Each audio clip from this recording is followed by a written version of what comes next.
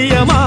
ஆறுமுகம் மேல சத்தியமா அந்த ஞான பழம் மேல சத்தியமா மொத்த மனசுல மொத்த நரப்புல குடியிருக்கிற சண்முகா அறுபடையோ சண்முகா நெஞ்சுக்குள்ளதா சண்முகா